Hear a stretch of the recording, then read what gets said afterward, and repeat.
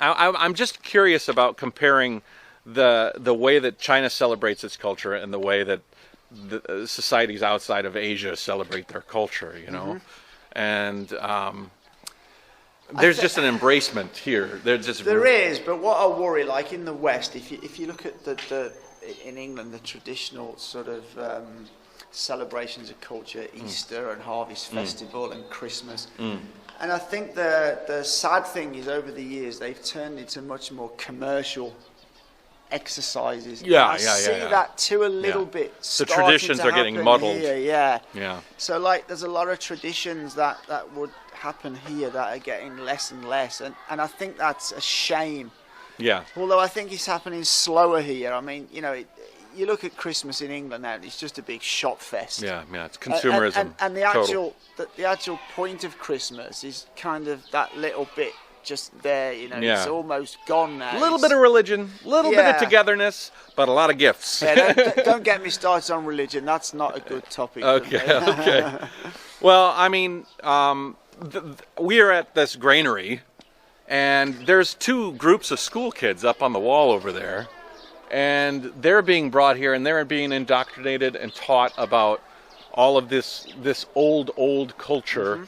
And so even over here there's a group of guys that are teaching kids how to separate rice and measure things. All about weights and measures, which is a great way to very, learn. very cool. It's like a field trip, you know. You took field trips in UK, right? Yeah, absolutely. You know? We did. It's, but I don't know. I just think that I think there is a difference. So, do you think that fast forward 100 years in China, you think a lot of this stuff is going to be gone, or do you think? Sadly, I think it is. I think there'll be less because I see the younger generations in China are becoming much more materialistic. Yeah. A little like the West. I personally think Western developed countries have got way too materialistic. Do you think Chinese are more materialistic in some ways?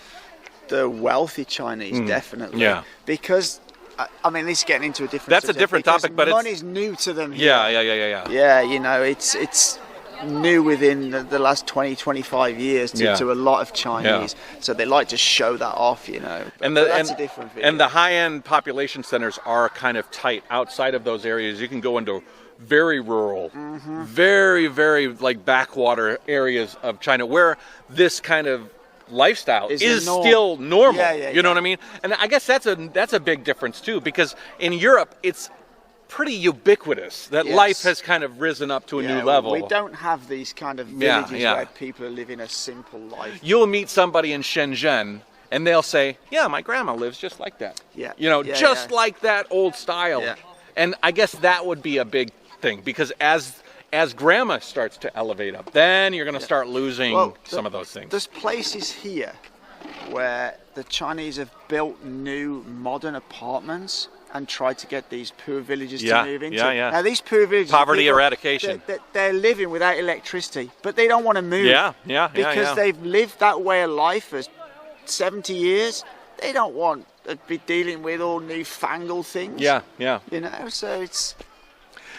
One more thing about the culture, right? So these buildings, and then there's like granary and societal things, but there's also music. You know, that's another thing. Like in Europe, like what did people play in the Middle Ages? It was the harpsichord and like all these kind of weird instruments that you don't see anymore. It's the guitar, the piano, violin. You know? Electronic music. Yeah. But in China, I think in 100 years. You will still see people playing erhu and the pipa and all of these things. So you will still have a lot of that. It'll just be woven into the new society, you know, maybe more than maybe in the West. So, okay, that's a good ending, right? It is, yeah. So, as a matter of fact, we'll just say hi to the artists here. These are very, very young. 你好，你多大？我15岁。15岁 15 years old. Wow. 你多大？我16。16岁。And you play 这是什么？这是这个茄子，我很喜欢吃茄子。茄子。Oh, okay, cool. Not 茄子。茄子 is eggplant. I like eggplant. Wow, 加油！加油！ Yeah. And these guys are young, and they're doing all sorts. They're doing the old instruments, you And know. actually, So that's the way they're to keep culture. enthusiastic about it. Oh yeah. Yeah, I mean that's a Do you think that enthusiasm was because their parents pushed them so hard? probably. You know what I mean? Like I think some of it. their but parents maybe- must have maybe pushed not. them really hard to practice. Yeah. But you know, sometimes that push helps you move into a place where you're happy. Yeah, you know. yeah, good.